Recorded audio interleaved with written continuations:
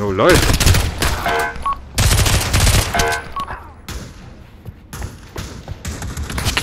Verdammt. Und damit herzlich willkommen bei Ikuma Games. Ganz recht, es gibt jetzt endlich Cups für die Pico 4 von ProTube, um so einen nicen Gunstock zu benutzen. Ich habe lange darauf gewartet, ich habe jetzt länger so einen Gunstock, aber nur die die Pico 3 Cups. Und für die Quest 2 habe ich schon länger nicht mehr, also habe ich gewartet, dass es hier so ein Cups gibt für die Pico 4. Und ich muss sagen, die gefallen mir richtig gut, denn die haben auch noch so einen Grip hier. Und ja, es gibt zwar die von AMVR schon, die ich sehr gerne mag, aber schön, dass es jetzt hier auch eine Alternative gibt. Gibt es jetzt nicht solo, also nur mit den magnetischen Cups hier. Und ich muss sagen, das funktioniert richtig gut. So Leute, wir schauen uns das jetzt mal an, wie wir das Ganze installieren. Ich hatte jetzt echt schon Schwierigkeiten, das da rauszubekommen.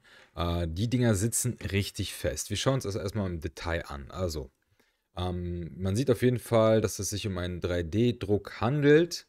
Hier und da sind ja, ein paar kantige Stellen, die sollte man vielleicht noch mal ein bisschen bearbeiten.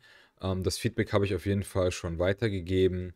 Aber ansonsten ist das ein stabiler 3D-Druck. Hier in der Mitte ist noch ja, so ein Inlay. Das kann man auch rausholen, wenn ich das schaffe. Hier aus weicherem Material, wo ja, das Ganze ein bisschen rutschfester drin sein soll und wahrscheinlich auch ein bisschen vor Kratzern schützen wird. Hier unten ist es das gleiche, also da haben die für Sicherheit gesorgt. Genau, die Dinger sind recht fest drin. Ich habe das Gefühl, die haben sich hier so ein bisschen an ja, AMVR bedient, wie das Design ist. Es wird nämlich hier oben reingeklickt. Ich zeige euch das Ganze einfach mal. Also als allererstes müsst ihr gucken natürlich, dass ihr den richtigen Controller habt. Hier der rechte Cup muss an den rechten Controller, logischerweise. Und dann könnt ihr euch hier an dem Ring orientieren. Der muss nämlich hier so reingeslidet werden. So, als erstes denkt man sich vielleicht, okay, irgendwie passt das nicht, aber ihr müsst schon ein bisschen Kraft aufwenden und den richtig reinwemsen. Dann sitzt der auch schon ganz stabil hier drin. Wahrscheinlich würde es sogar ohne funktionieren hier, also ohne den Grip. Das würde wahrscheinlich jetzt schon funktionieren, aber Grip ist toll, also nehmen wir den hier dran. Ohne eure Hand erstmal so. Und das Ding wird, man könnte jetzt erstmal meinen, hier nach außen kommt das dran, aber guckt hier euch das genau an, wie das gebogen ist. Das Ganze muss nach innen. So. Ich habe gemerkt, dass es am besten ist, wenn man, also normalerweise würde ich das hier einhaken und dann nach unten ziehen, aber es ging einfacher, es umgekehrt zu machen. Unten reinhaken und nach oben so ein bisschen drücken und dann habt ihr das Ganze auch schon fest. Ja, man kann das jetzt hier verstellen an beiden Seiten. Unten ist es so ein Gummi. Da kann man dran ziehen. Also würde ich als erstes oben verstellen. Kommt es hier einfach dran. Der Bereich hier, das Feedback habe ich auch schon weitergegeben, könnte ein bisschen länger sein. Also man sieht hier, man hat nicht so viel Spielraum, das hier dran zu machen.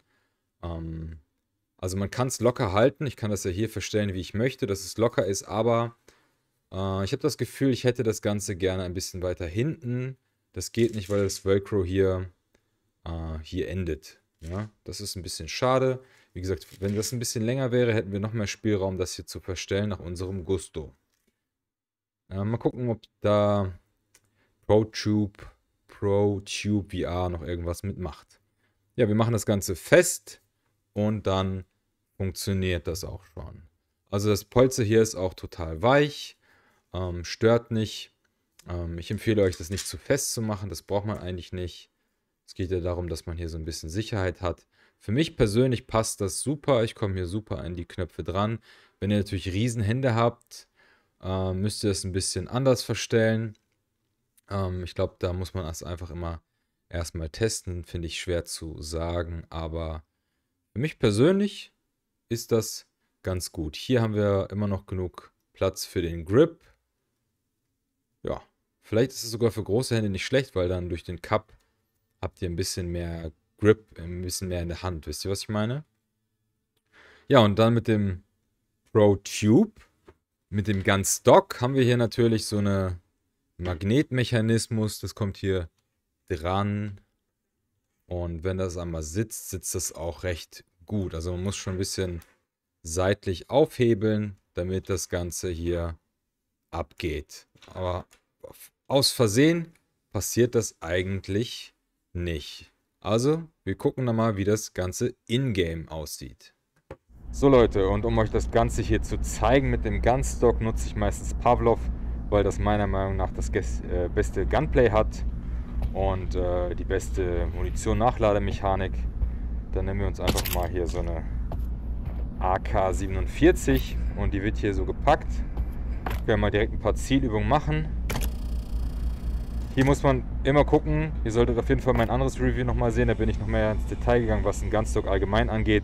Hier das Finden der Position, da muss man sich dran gewöhnen. Ich habe mich jetzt an das alte gewöhnt mit der Pico 3, jetzt muss ich mich an den Winkel hier gewöhnen.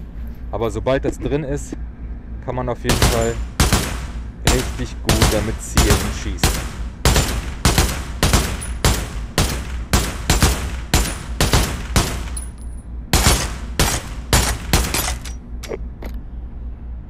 Okay, könnte besser sein, aber trotzdem hat das Gefühl, man ist auf jeden Fall stabil unterwegs. Ich kann jetzt trotzdem ja, die Waffe ablegen und entfernen und dann zum Beispiel hier so eine Granate schmeißen, die Waffe nehmen.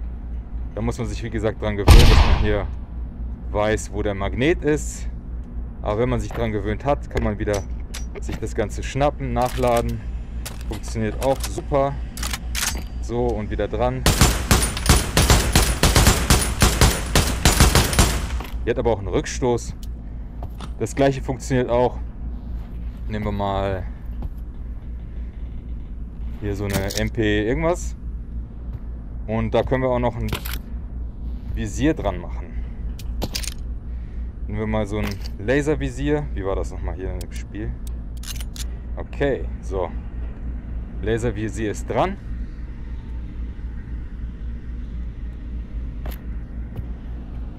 Okay, nehmen wir mal eine neue Zielscheibe. Diesmal ein bisschen weiter weg, weil ich habe jetzt so ein Laservisier. Oh, das wird schwierig.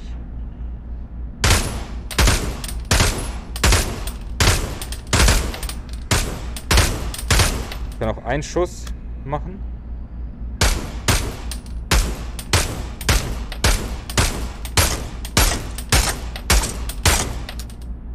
So, nachladen. Und weiter geht's.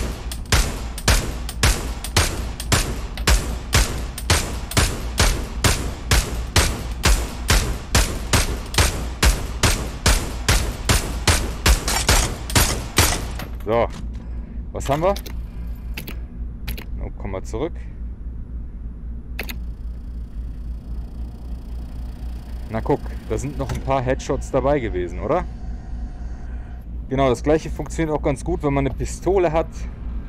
Also wenn man hier die nutzt, dann will man natürlich den Gunstock nicht nutzen. Dann lässt man das Ganze einfach fallen und kann dann hier einfach schießen.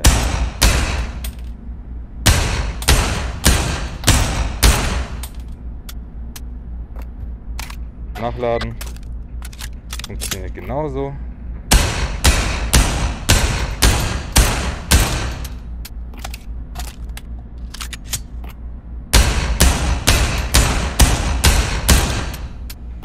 So, und je nachdem, wenn ich jetzt hier am Rücken eine Waffe hätte, könnte ich die dann rausholen. Oder eben hier an der Seite und dann geht es weiter mit dem hier. Also eine ganz gute Sache. Wir gehen mal ins Spiel rein. Wir machen hier so eine Gun-Map. Machen hier die Gegner auf Hard. Nehmen mal hier die Sandmap. So.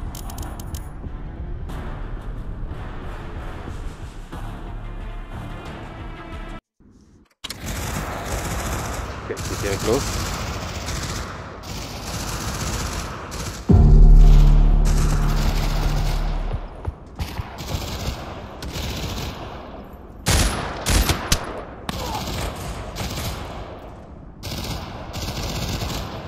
hoch. Aber nicht von mir. So.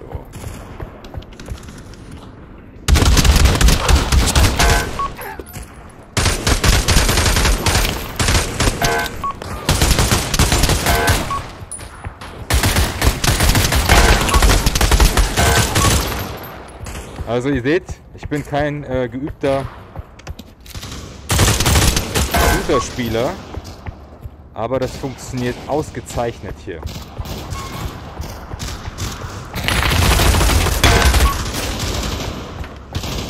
Man muss sich eben nur daran gewöhnen, dass man so ein Ding hat.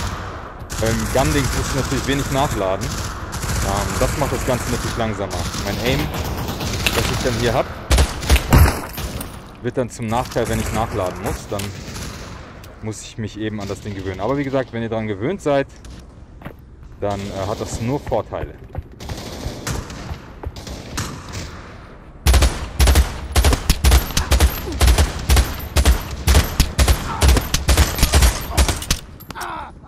Okay.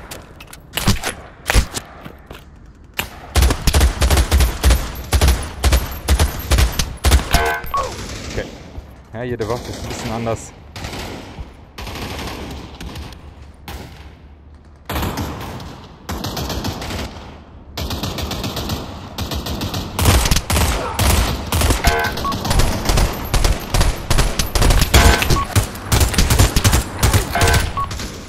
So, Leute.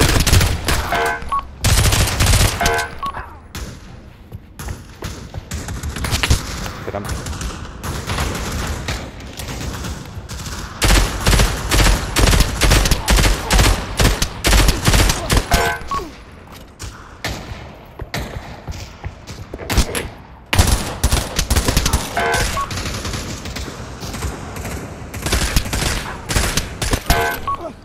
Okay, jetzt muss ich genau aufpassen, natürlich nur einen Schuss.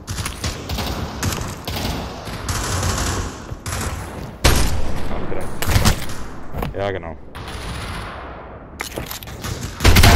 So. Gecheatet. So. Oh. Laden. So. Okay, die Bots sind echt dumm. Na, wieso kann ich nicht nachladen?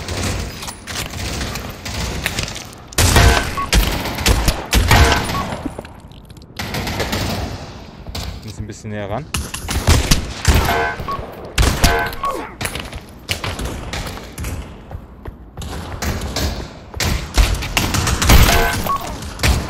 So, jetzt brauche ich meinen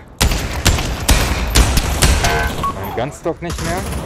Soll ich noch Pistolen?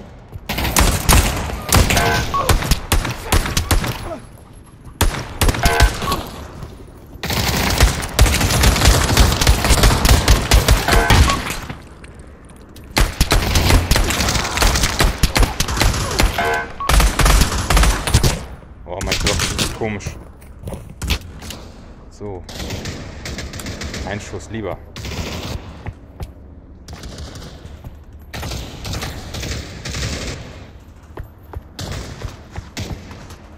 So, weg.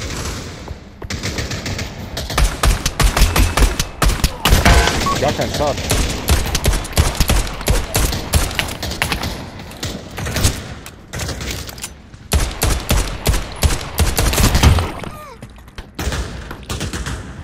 Das war mein Kopf.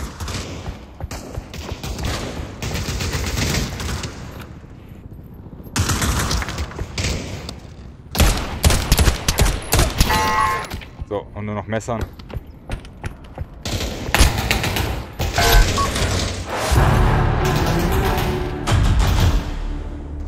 Wasabi Piece. Wieso werde ich Wasabi Piece genannt? Wahrscheinlich, weil ich die Beta spiele? Ich weiß nicht.